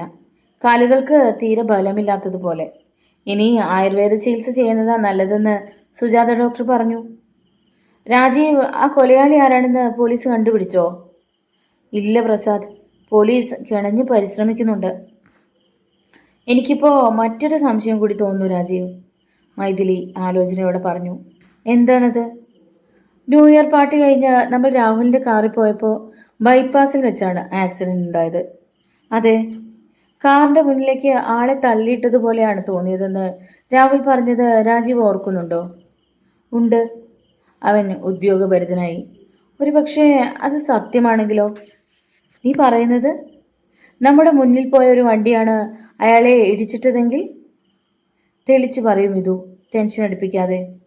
ആ വണ്ടി സന്ദീപിൻ്റെ ആണെങ്കിലോ? നമ്മളെ കൊടുക്കാൻ വേണ്ടി അവൻ തെറിച്ച് വീണയാളെ നമ്മുടെ കാറിൻ്റെ മുന്നിലേക്ക് തള്ളിയിട്ടതാണെങ്കിലോ? My god! രാജീവ് ശബ്ദിക്കാനാവാതെ നിന്നുപോയി. നീ പറഞ്ഞത് 100% ശരിയാണെന്ന് എനിക്കിപ്പോൾ തോന്നുന്നു. ഹോട്ടലിൽ വന്ന് അവൻ എന്നെ വെല്ലുവിളിച്ചപ്പോൾ ഇതുപോലൊരു ചതി ഞാൻ മനസ്സിൽ പോലും ഓർത്തിരുന്നില്ല. കേസ് അന്വേഷിക്കുന്ന ജയശങ്കർ സാറിനോട് ഇന്ന് തന്നെ നമ്മുടെ ഈ സംശയം പറയണം രാജീവ്. അവനെ ചോദ്യം ചെയ്താൽ സത്യം മുഴുവൻ പുറത്തു വരും. നിരപരാധികൾ രക്ഷപ്പെടുകയും ചെയ്യും. പ്രസാദിൻ്റെ വീട്ടിൽ നിന്നിറങ്ങിയ രാജീവ് മൈഥിലിയോട് യാത്ര പറഞ്ഞ് കാറിൽ കയറി. നേരെ കമ്മീഷണറുടെ ഓഫീസിലേക്കാണ്. ചിരിച്ചുകൊണ്ടവൻ പറഞ്ഞു. മൈഥിലി കാറിൽ കയറി. രാജീവിൻ്റെ കാറിന് പിന്നാലെ അവളുടെ കാർ നീങ്ങി. ജംഗ്ഷനിൽ നിന്നും മൈഥിലി വലത്തേക്ക് കാർ തിരിച്ചു. തിരക്ക് നിറഞ്ഞ റോഡിലൂടെ അത് പാഞ്ഞുപോയി. സന്ദീപിനെ ചോദ്യം ചെയ്താൽ എല്ലാ സത്യങ്ങളും പുറത്തു വരും. കാറിൻ്റെ ഇടിയേറ്റ് തെറിച്ചു വീണത് ആരാണെന്നും അറിയാൻ കഴിയും. അതോടെ ഈ കേസ് തെളിയും. കുറച്ചുകൂടി നേരത്തെ ഈ ചിന്ത ഉണ്ടായിരുന്നെങ്കിൽ 2 ജീവൻ രക്ഷിക്കാൻ കഴിയുമായിരുന്നുവെന്ന് ഇച്ഛാഭംഗത്തോടെ അവൾ ഓർത്തു. മൈഥിലി വീടിൻ്റെ ഗേറ്റിലെത്തിയതും ഷൺമുഖം കാവൽപ്പുരയിൽ നിന്ന് ഇറങ്ങി വന്ന് ഗേറ്റ് തുറന്നു കൊടുത്തു. അവൾ കാർ അകത്തേക്ക് കയറ്റി പോർച്ചിൽ നിർത്തി. ഡാഡി ഇതുവരെ എത്തിയിട്ടില്ലെന്ന് അവൾക്ക് മനസ്സിലായി. കാറിൽ നിന്നിറങ്ങി അവൾ ഗേറ്റിലേക്ക് നോക്കി. ഷൺമുഖത്തെ കാണാനില്ല. ഗാർഡനിലെയും ഗേറ്റിലെയും ലൈറ്റുകൾ പ്രകാശിച്ചു. അവൾ വാച്ചിലേക്ക് നോക്കി. 7 മണി കഴിഞ്ഞു. അവൾ സിറ്റ് ഔട്ടിലേക്ക് കയറാൻ തുടങ്ങിയായിരുന്നു. പെട്ടെന്ന് തൂണിൻ്റെ മറവിൽ നിന്നൊരു നിഴൽ ചലിച്ചു. മൈഥിലി ഞെട്ടി പിന്നോട്ട് മാറി. തലയിൽ മുഖം മറഞ്ഞ തൊപ്പി വെച്ച കൊലയാളിയെ കണ്ടവൾ നിലവിളിച്ചു. ശബ്ദിക്കരുത്, കൊന്നുകളയും. ഒരിക്കൽ നീ എൻ്റെ കയ്യിൽ നിന്ന് രക്ഷപ്പെട്ടു, പക്ഷേ ഇനി നീ രക്ഷപ്പെടില്ല. അയാൾ കോട്ടിൻ്റെ പോക്കറ്റിൽ നിന്നും ഒരു കഠാര വലിച്ചെടുത്തു. അതിൻ്റെ വായ്ത്തല മങ്ങിയ പ്രകാശത്തിലും തിളങ്ങി. എന്നെ ഒന്നും ചെയ്യരുത്, ഞങ്ങളല്ല അയാളെ ഇടിച്ചത്, സന്ദീപാണ്. പെട്ടെന്ന് കിട്ടിയ ധൈര്യത്തിൽ അവൾ അത്രയും പറഞ്ഞൊപ്പിച്ചു. സന്ദീപോ? ആരാണവൻ? അയാൾ സംശയത്തോടെ ചോദിച്ചു. വിജയരാഘവൻ MP മകൻ. ആ പേര് കേട്ടതും അയാളൊന്ന് ഞെട്ടിയതുപോലെ മൈഥിലിക്ക് തോന്നി. ആ നിമിഷം അവൾ സർവ്വശക്തിയും എടുത്ത് പൂന്തോട്ടത്തിലൂടെ ഓടി. പിന്നാലെ ആ കൊലയാളിയും. അവൾ നിലവിളിച്ചെങ്കിലും ആരും അത് കേട്ടില്ല. അവൾ വീടിന് വലം വെച്ച് വീണ്ടും ഗേറ്റിലെത്തി. അവിടെ അവളുടെ കാർ സ്റ്റാർട്ടായി നിർത്തിയിട്ടിരിക്കുന്നത് കണ്ട് മൈഥിലി അമ്പരന്നു. കൊലയാളിയെ കണ്ടതിൻ്റെ പരിഭ്രാന്തിയിൽ കാറിൻ്റെ കീ എടുത്തിട്ടില്ലല്ലോ എന്ന് അവൾ ഓർത്തു. അവൾ തിരിഞ്ഞു നോക്കി. കൊലയാളി തൻ്റെ പിന്നാലെ ഓടി വരുന്നു. പിന്നെ ഒന്നും ആലോചിക്കാനുള്ള സമയമില്ലായിരുന്നു. അവൾ കാറിൻ്റെ പിന്നിലെ ഡോർ തുറന്ന് അകത്ത് കയറി. വേഗം വിട്ടോ, അവൾ ആജ്ഞാപിക്കുകയായിരുന്നു. ഷൺമുഖം വിദഗ്ധനായ ഒരു ഡ്രൈവറെ പോലെ കാർ ഗേറ്റിലൂടെ പുറത്തേക്കെടുത്തു. കമ്മീഷണറുടെ ഓഫീസ്, ഞാൻ വഴി പറഞ്ഞു തരാം. ഷൺമുഖം തലയിളക്കി. അയാൾ ഇത്ര നന്നായി കാർ ഓടിക്കുമെന്ന് മൈഥിലിക്ക് അറിയില്ലായിരുന്നു. ഷൺമുഖം, നീ എൻ്റെ ജീവൻ രക്ഷിച്ചു. ഞാൻ എങ്ങനെയാണ് നിന്നോട് നന്ദി പറയേണ്ടത്? അയാളിൽ നിന്നും പ്രതികരണമുണ്ടായില്ല. അപ്പോഴാണ് വ്യൂ ഫൈൻഡറിലൂടെ തന്നെ നോക്കിയിരിക്കുന്ന ഷൺമുഖത്തെ കണ്ടത്. ഷൺമുഖം! അയാളുടെ നോട്ടം നേരിടാൻ വയ്യാതെ മൈഥിലി വിളിച്ചു. പെട്ടെന്ന് അയാൾ മുഖം തിരിച്ചു. ഇടത്തേക്ക്, അവൾ പറഞ്ഞു. പക്ഷേ അത് കേൾക്കാത്ത മട്ടിൽ ഷൺമുഖം കാർ വലത്തേക്കുള്ള റോഡിലൂടെ പറപ്പിക്കുകയായിരുന്നു. പെട്ടെന്ന് മഴ തുടങ്ങി. മൈഥിലി മൊബൈൽ എടുത്ത് രാജീവിനെ വിളിച്ചു. 2 പ്രാവശ്യം ശ്രമിച്ചപ്പോഴും എൻഗേജ്ഡ് ടോണായിരുന്നു. അവൻ തിരിച്ചു വിളിക്കുമെന്ന് അവൾക്ക് പ്രതീക്ഷയുണ്ടായിരുന്നു. കാർ ബീച്ചിലേക്കുള്ള റോഡിലൂടെയാണ് ഓടുന്നതെന്ന് അവൾക്ക് മനസ്സിലായി. ഷൺമുഖം, നീ എങ്ങോട്ടാണ് പോകുന്നത്? കാർ നിർത്ത്! പക്ഷേ അയാളത് കേട്ട മട്ടില്ലായിരുന്നു. കാർ പഴയൊരു കടൽപ്പാലത്തിൻ്റെ അവശിഷ്ടങ്ങൾക്കരികിലായി നിർത്തി. നമ്മൾ എന്തിനാ അങ്ങോട്ട് വന്നത്? പേടിയോടെ അവൾ ഷൺമുഖത്തെ നോക്കി. കടൽ തീരം തീർത്തും വിജനമായിരുന്നു. ശക്തിയായ മഴയ്ക്കൊപ്പം മിന്നലുണ്ടായി. മിന്നലിൻ്റെ പ്രകാശത്തിൽ അവൾ ഷൺമുഖത്തിൻ്റെ മുഖഭാവം കണ്ട് ഞെട്ടി. അയാൾ തന്നെ ഇപ്പോൾ ആക്രമിക്കുമെന്ന് തന്നെ അവൾക്ക് തോന്നി. പെട്ടെന്ന് മൊബൈൽ ചിലച്ചു. മൈഥിലി ഞെട്ടിപ്പോയി. രാജീവാണ്. ഒറ്റ ശ്വാസത്തിൽ എല്ലാം പറഞ്ഞു. അവൻ ഉടൻ എത്താമെന്ന് വാക്കുകൊടുത്തു. അവൾക്ക് ആശ്വാസമായി. ഷൺമുഖം മുൻസീറ്റിന് മുകളിലൂടെ പിൻസീറ്റിലേക്ക് കയറി. ഷൺമുഖം, എന്താ ഇത്? അവൾ അലറി. പക്ഷേ അത് കേട്ട ഭാവം പോലും അവനുണ്ടായിരുന്നില്ല. അവൻ മൈഥിലിയെ കടന്നു പിടിച്ചു. പിന്നെ അവളെ അമർത്തി ചുംബിച്ചു. വിടട പട്ടി! അവൾ അവനെ ആഞ്ഞു തള്ളി. ബാലൻസ് തെറ്റിയ ഷൺമുഖം പിന്നോട്ട് വീച്ചുപോയി. ഡോർ തുറക്കാൻ ശ്രമിച്ച മൈഥിലിയെ അവൻ വീണ്ടും പിടിച്ചു. അവളുടെ വസ്ത്രങ്ങൾ വലിച്ചു കീറാൻ ഒരു ശ്രമം നടത്തി. മൈഥിലി അവൻ്റെ കാലുകൾക്കിടയിൽ ആഞ്ഞു ചവിട്ടി. ഒരു ഞരക്കത്തോടെ അവൻ പിടിവിട്ടു. അവൾ ഡോർ തുറന്ന് മഴയത്തേക്ക് ഇറങ്ങി. പെട്ടെന്ന് ഒരു ബൈക്ക് പാഞ്ഞു വന്ന് കാറിനടുത്ത് നിന്നു. അതിൽ നിന്നും കൊലയാളി ഇറങ്ങുന്നത് കണ്ട് മൈഥിലിയുടെ ഉള്ളംകാലിൽ നിന്നും ഒരു വിറയൽ തലയിലേക്ക് അരിച്ചു കയറി. രക്ഷിക്കണേ! അവളുടെ നിലവിളി കാറ്റിലും മഴയിലും അലിഞ്ഞുപോയി. വെടിയേറ്റ കടുവയെപ്പോലെ ഷൺമുഖം കാറിൽ നിന്നും പുറത്തിറങ്ങി. പിന്നെ അവൾക്കു നേരെ പാഞ്ഞു വന്നു. ഓടാൻ ശ്രമിച്ച മൈഥിലിയുടെ ചെരുപ്പ് മണലിൽ പുതഞ്ഞു. അവൾ വീണുപോയി. ഷൺമുഖം അവളെ വാരി പിടിച്ചു. പിന്നെ വലിച്ചേർത്തി. എന്നെ വിടടാ! അവൾ ശക്തിയായി അവനെ കുതറിത്തെറിപ്പിച്ചു. പിന്നിലേക്ക് മറിഞ്ഞ ഷൺമുഖത്തെ ആരോ താങ്ങി. തിരിഞ്ഞു നോക്കിയ ഷൺമുഖം പ്രേതത്തെ മുന്നിൽ കണ്ടതുപോലെ ഞെട്ടിപ്പോയി. കൊലയാളി. വലിയ വീട്ടിലെ പെങ്കൊച്ചുങ്ങളെ നിനക്ക് ബലാത്സംഗം ചെയ്യണം അല്ലേടാ നായേ! കൊലയാളി അവൻ്റെ കരണക്കുറ്റിക്ക് ഒന്ന് കൊടുത്തു. ഷൺമുഖം വട്ടം കറങ്ങി താഴെ വീണു. കൊലയാളി അവൻ്റെ നെഞ്ചിനിട്ടൊരു ചവിട്ടുകൂടി കൊടുത്തു. ഷൺമുഖം മണലിൽ കിടന്ന് ഞരങ്ങി. മൈഥിലിയുടെ നേരെ ചാടിയ കൊലയാളിയുടെ കാലിൽ പിടിച്ച് ഷൺമുഖം വലിച്ചു. ബാലൻസ് തെറ്റി അയാൾ മണലിൽ വീണു. ഷൺമുഖം അയാളെ കീഴ്പ്പെടുത്താൻ ഒരു ശ്രമം നടത്തി നോക്കി. പക്ഷേ തികഞ്ഞൊരു അഭ്യാസിയെ പോലെ അയാൾ ഷൺമുഖത്തെ ആക്രമിച്ചു. ഷൺമുഖത്തിന് അജ്ഞാതന്റെ മുന്നിൽ പിടിച്ചു നിൽക്കാനായില്ല. മൈഥിലി മഴ നനഞ്ഞുകൊണ്ട് കടൽ തീരത്തുകൂടി ഓടി. ഷൺമുഖത്തെ കീഴ്പ്പെടുത്തി ആ കൊലയാളി തൻ്റെ പിന്നാലെ വരുമെന്നവൾ കണക്കുകൂട്ടി. രാജീവ് ഒന്നും വന്നിരുന്നെങ്കിൽ അവൾ ആത്മാർത്ഥമായി ആഗ്രഹിച്ചു പോയി. ആ! ഇരുളിൽ നിന്നും ഒരു ഞരക്കം കേട്ടു. അത് ഷൺമുഖത്തിൻ്റെതാണെന്ന് മൈഥിലി തിരിച്ചറിഞ്ഞു. കൊലയാളി ഷൺമുഖത്തിൻ്റെ നെഞ്ചിൽ നിന്ന് കഠാര ഊരി മഴവെള്ളത്തിൽ കഴുകി. പിന്നെ തിരിഞ്ഞ് മൈഥിലിയെ നോക്കി. മിന്നലിൻ്റെ പ്രകാശത്തിൽ അവൾ ഓടിപ്പോകുന്നത് അയാൾ കണ്ടു. നിനക്ക് രക്ഷയില്ലടി! അയാൾ കഠാര പോക്കറ്റിൽ തിരികിക്കൊണ്ട് അവൾക്ക് പിന്നാലെ കുതിച്ചു. തിരിഞ്ഞു നോക്കിയ മൈഥിലി അയാൾ തൻ്റെ പിന്നാലെ വരുന്നത് കണ്ട് ഞെട്ടിപ്പോയി. മൈഥിലി സർവ്വശക്തിയും സംഭരിച്ച് ഓടി. മണലിലൂടെ ആയതിനാൽ വേഗത്തിൽ ഓടാനും കഴിഞ്ഞില്ല. ഒന്ന് രണ്ട് തവണ അവൾ മറിഞ്ഞു വീഴുകയും ചെയ്തു. അവൾ മെയിൻ റോഡിലേക്ക് ഓടിക്കയറി. ഒന്ന് രണ്ട് വാഹനങ്ങൾ കടന്നുപോയി. അവൾ കൈ കാണിച്ചെങ്കിലും അവരൊന്നും നിർത്തിയില്ല. മഴ നനഞ്ഞുകൊണ്ട് ഓടുന്ന മൈഥിലിയുടെ മുന്നിൽ ഒരു കാർ സഡൻ ബ്രേക്ക് ഇട്ടു. അവൾ അതിൻ്റെ മുന്നിലേക്ക് വീണുപോയി. മൈഥിലി! ഡോർ തുറന്ന് പുറത്തിറങ്ങിയ രാജീവ് പേടിയോടെ വിളിച്ചു. രാജീവ്! അയാൾ! അവൾക്ക് വാക്കുകൾ പൂർത്തിയാക്കാൻ കഴിഞ്ഞില്ല. രാജീവ് തിരിഞ്ഞു നോക്കി. അവിടെങ്ങും ആരുമുണ്ടായിരുന്നില്ല. അയാൾ രക്ഷപ്പെട്ടു. നീ വാ! രാജീവ് മൈഥിലിയെ പിടിച്ചെഴുന്നേൽപ്പിച്ച് കാറിൽ കയറ്റി. തലയിലെ വെള്ളം തുടക്കി. അവൻ കാറിൻ്റെ സീറ്റിൽ കിടന്ന ടർക്കി എടുത്തു കൊടുത്തു. നീ വന്നില്ലായിരുന്നെങ്കിൽ ആ കൊലയാളി എന്നെ... അവളുടെ ശബ്ദം മുറിഞ്ഞു. വാക്കുകൾക്കായി പരതി. സാരമില്ല, രക്ഷപ്പെട്ടല്ലോ. ഷൺമുഖത്തിനെ അയാൾ കൊന്നു. അവൻ അർഹിക്കുന്ന ശിക്ഷ തന്നെ കിട്ടി. ആ കില്ലർക്ക് എൻ്റെ വക ഒരു താങ്ക്സ്. അവൾ പറഞ്ഞത് കേട്ട് അവനൊന്നും മനസ്സിലായില്ല. ഷൺമുഖത്തിൻ്റെ സ്വഭാവം മാറിയത് അവൾ അവനെ അറിയിച്ചു. ഷൺമുഖത്തിൻ്റെ മനസ്സിലിരിപ്പ് ഇതായിരുന്നല്ലേ? തരം കിട്ടിയപ്പോൾ പുറത്തു വന്നു. ഞാൻ പലപ്പോഴും പറഞ്ഞിട്ടില്ലേ രാജീവ്, അവൻ്റെ നോട്ടവും ഭാവവും അത്ര ശരിയല്ലെന്ന്. തിന്ന ചോറിന് നന്ദിയില്ലാത്തവൻ. ഇരുളിൽ രണ്ട് തീക്കണ്ണുകൾ പാഞ്ഞു വരുന്നത് അവർ കണ്ടു. അതൊരു പോലീസ് ജീപ്പായിരുന്നു. ഡ്രൈവിംഗ് സീറ്റിൽ DYSP ശരത്ചന്ദ്രൻ ഇരിക്കുന്നത് അവർ കണ്ടു. എന്താ രാജീവ്? ശരത് വിളിച്ചു ചോദിച്ചു. സർ, ആ കൊലയാളി മൈഥിലിയെ ആക്രമിച്ചു. വാച്ച്മാനെ കൊലപ്പെടുത്തി. പുതിയ ASP ചാർജ് എടുത്തിട്ട് എന്തായി? കൊലയാളിയെ പിടിച്ചില്ലേ? പുച്ഛത്തോടെ ശരത് ചോദിച്ചു. സാർ എവിടെ പോയതാ? അയാൾ യൂണിഫോമിലല്ലെന്ന് കണ്ട മൈഥിലി ചോദിച്ചു. ഒരാളെ കാണാൻ പോയതാ, അല്പം ലേറ്റായി. നിങ്ങൾക്ക് തിരക്കില്ലെങ്കിൽ എൻ്റെ വീട്ടിൽ കയറിയിട്ട് പോകാം. കുട്ടി ആകെ നനഞ്ഞിരിക്കുന്നു. വിരോധമില്ലെങ്കിൽ ഓരോ കപ്പ് കാപ്പിയും കഴിക്കാം. രാജീവ് മൈഥിലിയെ നോക്കി. പോകാമെന്നർത്ഥത്തിൽ അവൾ തലയിറക്കി. ശരത്തിൻ്റെ ജീപ്പിന് പിന്നാലെ അവർ കാർ വിട്ടു. 15 മിനിറ്റിന് ശേഷം അവർ ഒരു വീടിൻ്റെ മുന്നിലെത്തി. തൊട്ടടുത്ത് എങ്ങും മറ്റു വീടുകളില്ലാത്ത ഒരു ഏരിയ ആയിരുന്നു അവിടം. ശരത്ത് ജീപ്പിൽ നിന്നിറങ്ങി. സാറിപ്പോ തനിച്ചാണോ താമസം? പിന്നാലെ ചെന്ന് രാജീവ് ചോദിച്ചു. അതെ, എൻ്റെ ഭാര്യയും കുഞ്ഞും പോയതോടെ ഞാൻ തനിച്ചായി. നെടുവീർപ്പോടെ അയാൾ പറഞ്ഞു. പോക്കറ്റിൽ നിന്നും ചാവിയെടുത്ത് ശരത്ത് വാതിൽ തുറന്ന് അകത്ത് കയറി. പിന്നാലെ മൈഥിലിയും രാജീവും. ഇരിക്ക്, ഞാനിപ്പോൾ വരാം. ശരത്ത് അകത്തേക്ക് കയറി. സ്വീകരണ മുറിയിലെ സോഫയിൽ അവർ ഇരുന്നു. ഭിത്തിയിൽ ശരത്തിൻ്റെയും ഭാര്യയുടെയും വിവാഹ ഫോട്ടോയിൽ മാല ചാർത്തിയിരിക്കുന്നത് അവർ കണ്ടു. സാറിൻ്റെ ഭാര്യ സുന്ദരിയായിരുന്നല്ലോ, മൈഥിലി പറഞ്ഞു. പാവം സാറ്. നിമിഷങ്ങൾ ഇഴഞ്ഞു. പുറത്ത് ശക്തിയായ കാറ്റും മഴയും തുടരുകയായിരുന്നു. ശരത്ത് എവിടെ പോയി?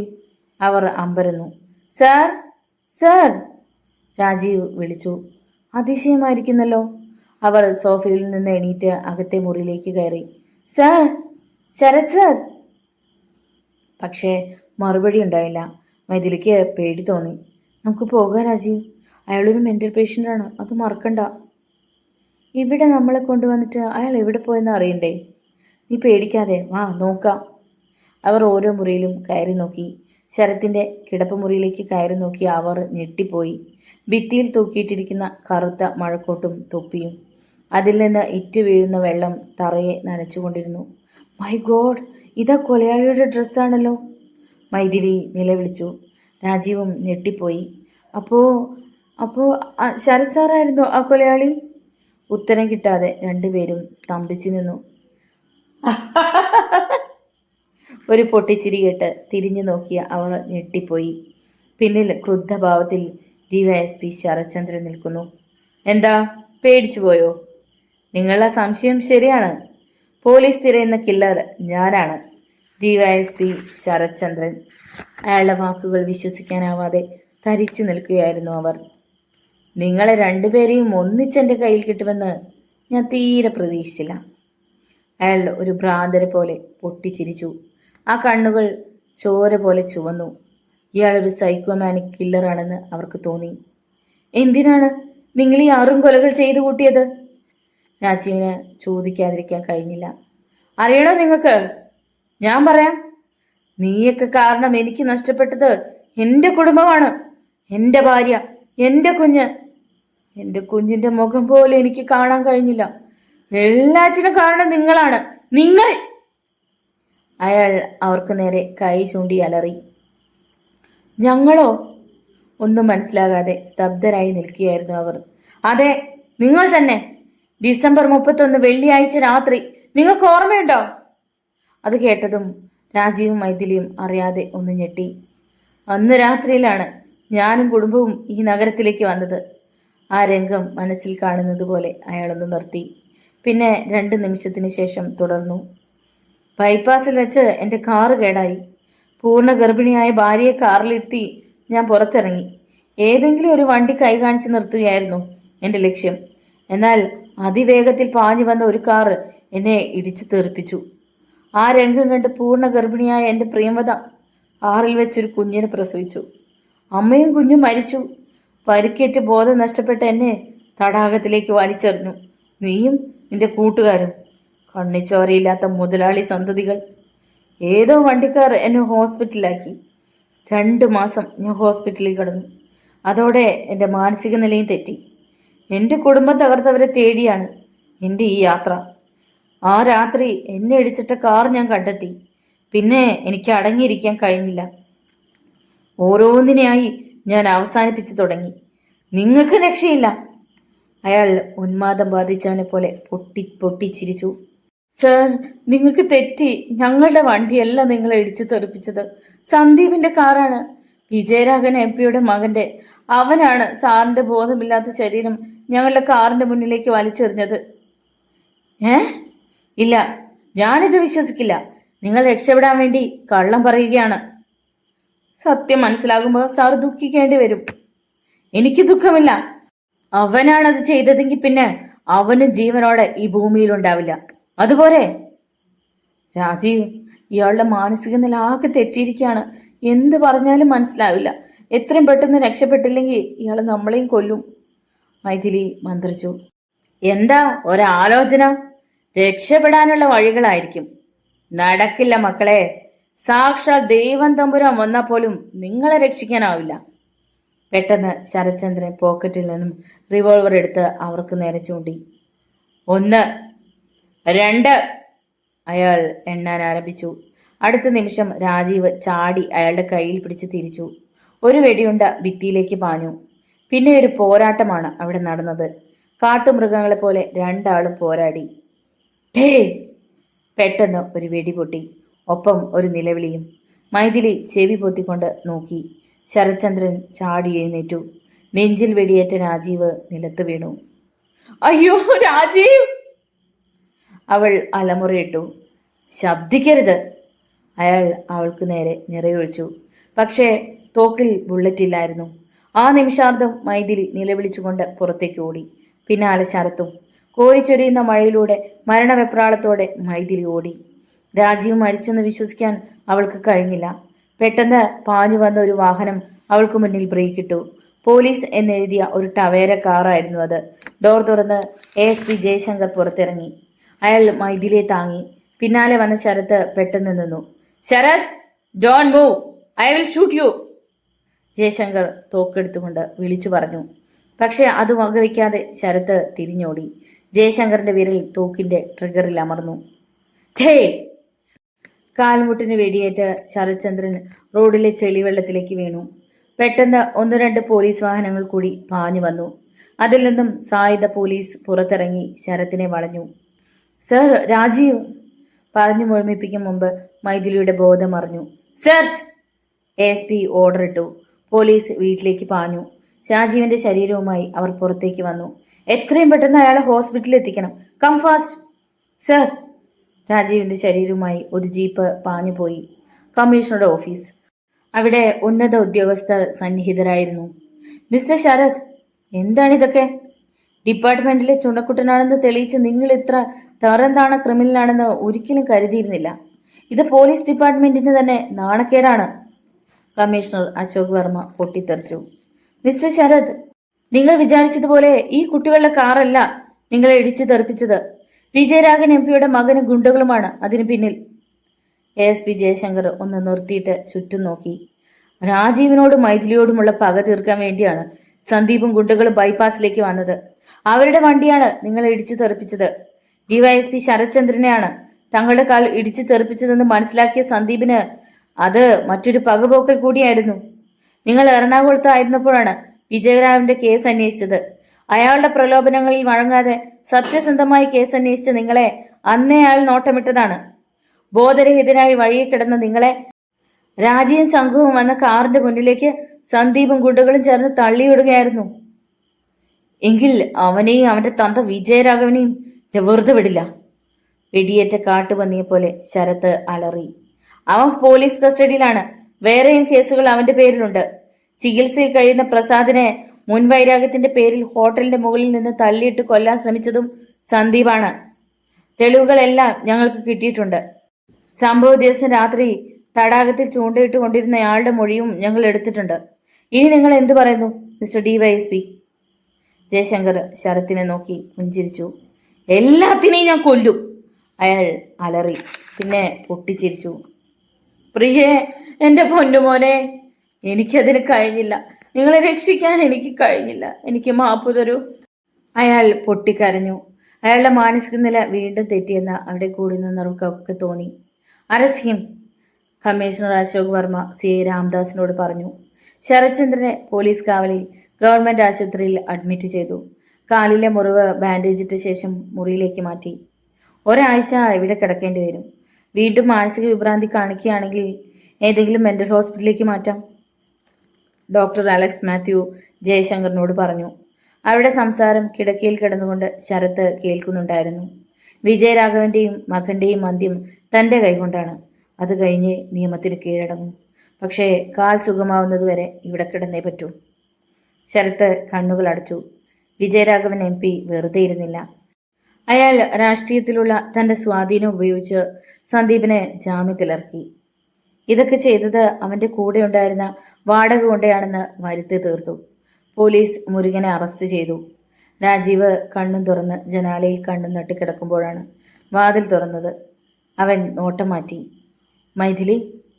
രാജീവ്, എൻ്റെ പ്രാർത്ഥന ദൈവം കേട്ടു. ബെഡിൽ അവൻ്റെ അരികിൽ ഇരുന്നു കൊണ്ട് അവൾ പറഞ്ഞു. നീ പറഞ്ഞത് സത്യമാണ്. നിന്റെ പ്രാർത്ഥന ഒന്നുകൊണ്ട് മാത്രമാണ് ഞാൻ ആ ബുള്ളറ്റിൽ നിന്ന് രക്ഷപ്പെട്ടത്. ശരത് സാറിനെ ലോക്കപ്പിൽ അടച്ചോ? ഇല്ല, കാലിന് വെടിയേറ്റ് ചികിത്സയിലായിരുന്നു. സാറിന് വീണ്ടും മെൻ്റൽ പ്രോബ്ലം ഉണ്ടായി. ഇപ്പോൾ ഭ്രാന്താശുപത്രിയിൽ അഡ്മിറ്റ് ചെയ്തിരിക്കുകയാണ്. ഭാര്യയും കുഞ്ഞും മരിച്ചതോടെ അയാളുടെ സമനില തെറ്റി. ഒരു മാനസിക രോഗിയുടെ പരിഗണന നൽകി ശരത് സാറിനെ കോടതി വെറുതെ വിടും, തീർച്ച, മൈഥിലി പറഞ്ഞു. ദിവസങ്ങൾ കടന്നുപോയി. ഉദയ, സന്ദീപിനെ സബ് ജയിലിലേക്ക് കൊണ്ടുപോയോ? കാവൽ നിൽക്കുന്ന കോൺസ്റ്റബിളിനോട് ശരത്ത് തിരക്കി. അപ്പൊ സാറൊന്നും അറിഞ്ഞില്ലേ? അതെങ്ങനെയാ? സുബോധം ഉണ്ടായിട്ട് വേണ്ടേ? നീ കാര്യം പറയൂ ഉദയ. എന്റെ സാറേ, വിജയരാഘ എം പിയുടെ മകനെ തൊടാൻ ആർക്കാ ധൈര്യം? ആ ചെറുക്ക് നിരപരാധിയാണെന്നും കൃത്യങ്ങൾ നടത്തിയത് മറ്റൊരാളാണെന്നും പോലീസിന് തെളിവുകൾ കിട്ടി. അവനെ വെറുതെ വിട്ടു. മുരുകൻ എന്ന ഗുണ്ടയെ പോലീസ് അകത്താക്കുകയും ചെയ്തു. ഇല്ല, അവന് ജീവനോടെ ഇരിക്കാൻ ഞാൻ സമ്മതിക്കില്ല. സാറിന് നോർമലായ ജയിലിലേക്ക് മാറ്റാനാ നിർദ്ദേശം. പിന്നെ എങ്ങനെയാ സാറേ? ഉദയ, എനിക്ക് നിന്റെ സഹായം വേണം, ശരത്ത് പറഞ്ഞു. ഉദയൻ അമ്പരപ്പോടെ ശരത്തിനെ നോക്കി. ഡിപ്പാർട്ട്മെന്റിൽ തന്നോട് കൂറുണ്ടായിരുന്ന കോൺസ്റ്റബിൾ ആയിരുന്നു ഉദയൻ. പക്ഷേ ഇപ്പോൾ താൻ അവൻ്റെ മുമ്പിൽ ഒരു ക്രിമിനലാണ്, ബോൺ ക്രിമിനൽ. അവൻ തന്നെ സഹായിക്കുമോ? എന്താ സാറേ ആലോചിക്കുന്നത്? എൻ്റെ എന്ത് സഹായമാണ് സാറിന് വേണ്ടത്? എവിടുന്ന് രക്ഷപ്പെടാൻ നീ എന്നെ സഹായിക്കണം ഉദയ. അതൊരിക്കലും സാധിക്കില്ല സാർ. ഞാൻ സസ്പെൻഷനിലായ എൻ്റെ കുടുംബം. ഉദയ, എൻ്റെ എല്ലാ സമ്പാദ്യവും നിനക്ക് ഞാൻ തരും. പകരം നീ എന്നെ രക്ഷിക്കണം. ശരത്ത് ഉദയൻ്റെ മുഖത്തേക്ക് നോക്കി. മെൻ്റൽ ഹോസ്പിറ്റലിൽ നിന്നും പുറത്തേക്ക് വന്ന ആംബുലൻസ് കുതിച്ചു പാഞ്ഞു. അതിൻ്റെ ഡ്രൈവറുടെ സീറ്റിലിരുന്നത് ശരത്ചന്ദ്രനാണെന്ന് ആർക്കും മനസ്സിലായില്ല. രാത്രി 9 മണിക്ക് ന്യൂസ് ചാനലുകളിലെ പ്രധാന വാർത്ത അതായിരുന്നു. കൊലപാതകിയും മാനസിക രോഗിയുമായ ഡിവൈഎസ്പി ശരത്ചന്ദ്രൻ മെൻ്റൽ ഹോസ്പിറ്റലിൽ നിന്നും രക്ഷപ്പെട്ടു. കാവൽ നിന്ന പോലീസ് കോൺസ്റ്റബിൾ സസ്പെൻഷനിൽ. വിജയരാഘവൻ എം പിയും മകൻ സന്ദീപും വിവരമറിഞ്ഞ് ഞെട്ടി. തങ്ങളെ കൊല്ലാനാണ് അവൻ രക്ഷപ്പെട്ടതെന്ന് അവർക്ക് മനസ്സിലായി. ASP ജയശങ്കറിനെ വിജയരാഘവൻ ഫോണിൽ വിളിച്ചു. ഒരു കൊലക്കേസ് പ്രതിയെ സൂക്ഷിക്കാൻ പറ്റാത്ത നീയൊക്കെ എവിടുത്തെ പോലീസാടോ? നാണമില്ലേ തൊപ്പിയും വെച്ചോണ്ട് നടക്കാൻ? സാർ, ഞാൻ താങ്കളെ വിളിക്കാൻ തുടങ്ങിയായിരുന്നു. സാറും മോനും സൂക്ഷിക്കണം. പോലീസ് ഫോഴ്സിനെ വീട്ടുകാവലിനായി അയക്കാം. തൻ്റെ സൗജന്യത്തിന് നന്ദി. ഞങ്ങളുടെ രക്ഷ നോക്കാൻ ഞങ്ങൾക്കറിയാം. താൻ വിഷമിക്കണ്ട. എന്ത് വേണമെന്ന് എനിക്കറിയാം. വിജയരാഘവൻ ലൈൻ കട്ടാക്കി. എന്താ ഡാഡി അയാൾ പറഞ്ഞത്? 2 പോലീസുകാരെ ഇങ്ങോട്ട് അയക്കാമെന്ന്. മോനെ, നീ നമ്മുടെ തീപ്പൊരി സദാനന്ദനെ വിളിച്ച് എത്രയും പെട്ടെന്ന് ഇങ്ങോട്ട് വരാൻ പറയും. ശരി ഡാഡി. സന്ദീപ് മൊബൈലുമായി അകത്തേക്ക് പോയി. വിജയരാഘവന്റെ സ്വീകരണ മുറിയിലെ ഫോൺ റിങ് ചെയ്തു. കാർത്തികയാണ് ഫോൺ എടുത്തത്. ഡാഡിക്കാ ഫോൺ, അവൾ വിളിച്ചു പറഞ്ഞു. ആരാ മോളെ? എനിക്കറിയില്ല. വിജയരാഘവൻ വന്ന് റിസീവർ വാങ്ങി. ഹലോ. എടാ പന്നി കഴിവരുടെ മോനെ, ഇത് ഞാനാ, ഡിവൈഎസ്പി ശരത്ചന്ദ്രൻ. ഓർക്കാപ്പുറത്ത് വിജയരാഘവൻ എന്ന് ഞെട്ടി. നിനക്ക് എന്താടാ വേണ്ടത്? നിന്റെയും നിന്റെ തലതെറിച്ച സന്താനത്തിന്റെയും ജീവൻ. എന്താ, നീ തരുമോ? തരാമടാ, ഇങ്ങോട്ട് വാ. നീ തന്നാലും എനിക്ക് വേണ്ട. ആ തലകൾ ഞാൻ തന്നെ എടുത്തോളാം. വീരവാദം പറയാതെ വെച്ചിട്ട് പോടാ. മിസ്റ്റർ MP, 24 മണിക്കൂറിനുള്ളിൽ നിങ്ങൾക്കുള്ള ശിക്ഷ ഞാൻ വിധിച്ചിരിക്കും. ഇപ്പോ 12 മണി.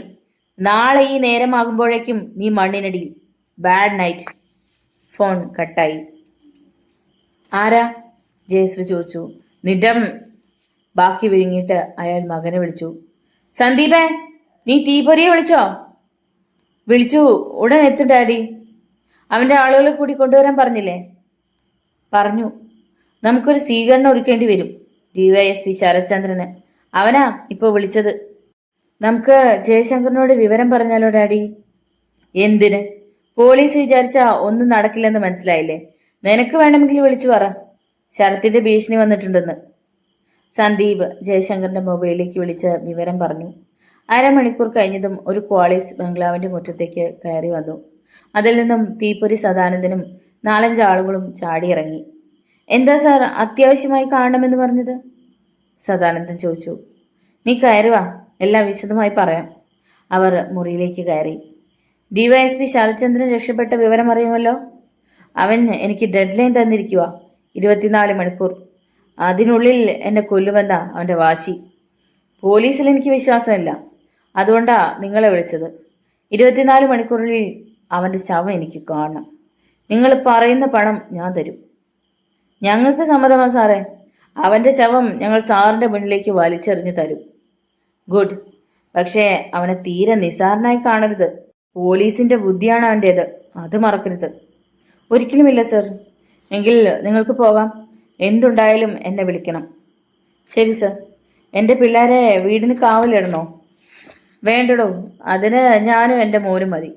അവനിവിടെ വന്ന ജീവനോടെ തിരിച്ചു പോകില്ല. തീപ്പൊരിയും സംഘവും കാറിൽ കയറി പാഞ്ഞുപോയി. കമ്മീഷണറുടെ നിർദ്ദേശപ്രകാരം വിജയരാഘവന് പോലീസ് പ്രൊട്ടക്ഷൻ നൽകി. 2 കോൺസ്റ്റബിൾസിനെ വീടിന് കാവലിട്ടു. സർക്കാരിന്റെ തീരുമാനമല്ലേ, നടക്കട്ടെ. ഒരു ജനപ്രതിനിധിയുടെ ജീവന് യാതൊരു വിലയും ഇല്ലാതെ വന്ന മോശമല്ലേ? വിജയരാഘവൻ പൊട്ടിച്ചിരിച്ചു. എനിക്ക് ആകെ പേടിയാകുന്നു, ജയശ്രീ പറഞ്ഞു. ഒന്നും പേടിക്കാനില്ല മമ്മി, സന്ദീപ് ആശ്വസിപ്പിച്ചു. എല്ലാറ്റിനും കാരണം ഏട്ടനാ, കാർത്തിക കുറ്റപ്പെടുത്തി. മിണ്ടാതെ പൊയ്ക്കോ, വിജയരാഘവൻ ദേഷ്യപ്പെട്ടു. ASP ജയശങ്കറിനും വെറുതെ ഇരിക്കാൻ കഴിയുമായിരുന്നില്ല. കാരണം 24 മണിക്കൂറിനുള്ളിൽ അയാളെ അറസ്റ്റ് ചെയ്യാൻ DGPയുടെ ഉത്തരവുണ്ടായിരുന്നു. നഗരത്തിലെ ഓരോ മുക്കുമൂലയും പോലീസ് അരിച്ചു പെറുക്കി. പട്ടണത്തിലേക്ക് വരുന്നതും പോകുന്നതുമായ വാഹനങ്ങൾ തടഞ്ഞു നിർത്തി പരിശോധിച്ചു.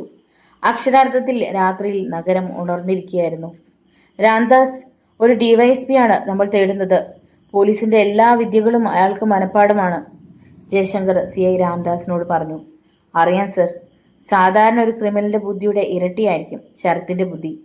നമ്മൾ മനസ്സിൽ കാണുമ്പോൾ അയാൾ മാനത്ത് കാണും. വളരെ കറക്റ്റാണ്. അയാൾ ഒരു ലക്ഷ്യം വെച്ചാൽ എന്ത് പ്രതിസന്ധി തരണം ചെയ്താലും അയാളത് നേടിയിരിക്കും. അയാളുടെ സർവീസ് ബുക്ക് പരിശോധിച്ചാൽ നമുക്കത് മനസ്സിലാകും രാംദാസ്. ഇനി നമ്മൾ എന്ത് ചെയ്യും സാറേ? പോലീസ് അറിയാതെ ഈ നഗരത്തിൽ ഒരു ഈച്ച പോലും പറക്കരുത്, ശരത്ത് കസ്റ്റഡിയിലാകുന്നത് വരെ. Yes sir. Now you may go sir. Police സംഘത്തിന്റെ ജീപ്പ് അകന്നു പോയപ്പോൾ ഒരു ദീർഘനിശ്വാസത്തോടെ ജയശങ്കർ ക്വാളിസിൽ കയറി. ടൗൺ ഹാളിൽ പാർട്ടി സമ്മേളനം നടക്കുകയായിരുന്നു. വിജയരാഘവൻ MP അടക്കമുള്ള പ്രമുഖർ സദസ്സിൽ സന്നിഹിതരായിരുന്നു. പാർട്ടിയുടെ യുവജന നേതാവായ സന്ദീപും സ്ഥലത്തുണ്ടായിരുന്നു. വിശിഷ്ടാതിഥിയായ ആഭ്യന്തരമന്ത്രി ഉടൻ എത്തുമെന്ന് വിവരം കിട്ടി. മന്ത്രിയെ വരവേൽക്കാൻ സ്കൂൾ കുട്ടികൾ ബൊക്കയും താലപ്പൊലിയുമായി തയ്യാറായി നിന്നു. സൈറൻ ഇട്ടുകൊണ്ട് ഒരു പോലീസ് ജീപ്പ് പാഞ്ഞു വന്നു. പിന്നാലെ 11-ാം നമ്പർ കാറും. മന്ത്രി വന്നു, സ്റ്റേജിൽ പ്രസംഗിച്ചുകൊണ്ടിരുന്ന പാർട്ടി സെക്രട്ടറി പ്രസംഗം നിർത്തിയിട്ട് പറഞ്ഞു. പോലീസിന്റെ നടുവിലേക്ക് ഡോർ തുറന്ന് മന്ത്രി ഇറങ്ങി. ആ സമയം റോഡിൽ ഒരു ഓട്ടോ വന്നു. അതിൽ നിന്നും ഒരു താടിക്കാരൻ ഇറങ്ങി. അയാളുടെ കയ്യിൽ ഒരു ബൊക്കെ ഉണ്ടായിരുന്നു. താടിക്കാരൻ വേഗം ഹാളിലേക്ക് കയറി. താലപ്പൊലിയോടെ മന്ത്രിയെ സ്വീകരിച്ച് ഹാളിലേക്ക് ആനയിക്കുന്നവരുടെ പിൻനിരയിൽ അയാൾ നിന്നു. മന്ത്രി സ്റ്റേജിലേക്ക് കയറി. ആളുകൾ ഹാളിലെ കസേരകളിൽ ഇരുന്നു. ഹാളിന്റെ മുൻനിരയിൽ തന്നെ അയാൾ സ്ഥാനം പിടിച്ചിരുന്നു. സ്റ്റേജിൽ ഓരോരുത്തരുടെയും ഊഴം കഴിഞ്ഞുകൊണ്ടിരുന്നു. ഒടുവിൽ വിജയരാഘവൻ MP പ്രസംഗിക്കാൻ മൈക്കിനടുത്തേക്ക് വന്നു. ബൊക്കെ പിടിച്ചിരിക്കുന്ന ആളിന്റെ കണ്ണുകൾ കുറുകി. അയാൾ എണീറ്റ് ഒരു സൈഡിലേക്ക് മാറി. പിന്നെ ബൊക്കയുടെ ഉള്ളിൽ നിന്ന് തോക്കെടുത്ത് സ്റ്റേജിലേക്ക് ഉന്നം നോക്കി. മുൻനിരയിലൂടെ ഓടി വന്ന ഒരു പെൺകുട്ടി അയാളുടെ കാലിൽ തട്ടി വീഴാൻ പോയി. അതിനിടയിൽ തോക്ക് താഴേക്ക് തെറിച്ചു വീണു. അയാൾ മിന്നൽ വേഗത്തിൽ തോക്കെടുത്ത് വിജയരാഘവനെ ചൂണ്ടി. സ്റ്റേജിൽ നിന്ന് വിജയരാഘവൻ ആ കാഴ്ച കണ്ടിരുന്നു.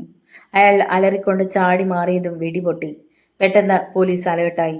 അജ്ഞാതൻ ആളുകൾക്കിടയിലൂടെ കുതിച്ചു. പോലീസിന് വെടിവെക്കാൻ കഴിഞ്ഞില്ല. വിജയരാഘവന്റെ വിറയൽ മാറിയിരുന്നില്ല. തലനാരിഴയ്ക്കാണ് ജീവൻ രക്ഷപ്പെട്ടത്. അതവൻ തന്നെയാണ് ശരത്ചന്ദ്രൻ.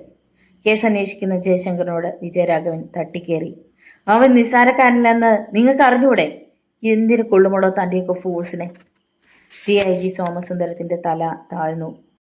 ഇത്രയും പോലീസ് പങ്കെടുക്കുന്ന സ്ഥലത്ത് ശരത്ത് വരുമെന്ന് ആരും സ്വപ്നത്തിൽ പോലും കരുതിയില്ല. എല്ലാവരും വിഡ്ഢിയാക്കി അവൻ രക്ഷപ്പെടുകയും ചെയ്തു. നഗരം അരിച്ചു പെറുക്കിയിട്ടും ശരത്ത് എവിടെയാണ് മറിഞ്ഞിരിക്കുന്നതെന്ന് ആർക്കും മനസ്സിലായില്ല. ആ സമയം കത്തീഡ്രൽ പള്ളിയുടെ സെമിത്തേരിയിലായിരുന്നു ശരത്ത്. ഇവിടെ തന്നെ തേടി ആരും വരില്ലെന്ന് അയാൾക്കറിയാമായിരുന്നു. ആ കുട്ടി തന്നെ തട്ടിയില്ലായിരുന്നെങ്കിൽ അച്ഛനും മകനും ഒന്നിച്ചു തീർന്നേനെ. ഇനി പോലീസ് സെക്യൂരിറ്റി കൂടുതൽ കർശനമാക്കും.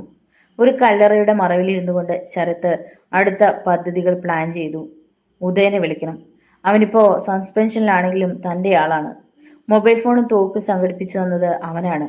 പാർട്ടിയുടെ സമ്മേളനം നടക്കുന്ന കാര്യം അറിയിച്ചതും ഉദയനാണ്. ശരത്ത് ഉദയനെ വിളിച്ചു. സർ, പോലീസ് ഭ്രാന്തെടുത്ത് പായുകയാണ്. എൻ്റെ ഫോൺ ടാപ്പ് ചെയ്യുന്നുണ്ട് എന്ന് എനിക്ക് സംശയമുണ്ട്. താൻ പേടിക്കാതെടോ. ഇന്ന് വിജയരാഘവനും മകനും പങ്കെടുക്കുന്ന പരിപാടികൾ വല്ലതുമുണ്ടോ എന്ന് അന്വേഷിക്കണം. 12 മണിക്കുള്ളിൽ എനിക്ക് എൻ്റെ വാക്ക് പാലിക്കണം. ഉദയ, എനിക്ക് കഴിക്കാൻ എന്തെങ്കിലും എത്തിച്ചു തരണം. ഹോട്ടലിലൊന്നും കയറാൻ പറ്റില്ലെന്ന് അറിയാമല്ലോ. സാറിപ്പോൾ എവിടെയുണ്ട്? ഞാൻ കത്തീഡ്രൽ പള്ളിയുടെ സെമിത്തേരിയിലാണ്. 1/2 മണിക്കൂർ. ഞാൻ എന്തെങ്കിലും വാങ്ങിച്ചുകൊണ്ട് വരാം. ശരി.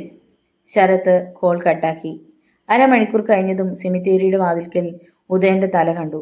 ശരത്ത് കല്ലറയിൽ നിന്ന് എഴുന്നേറ്റു. ഉദയൻ അത് കണ്ടു. പിന്നെ ചുറ്റും നോക്കിയിട്ട് ശരത്തിന്റെ അടുത്തെത്തി. രണ്ടുപേരും കല്ലറയുടെ മറവിലിരുന്നു.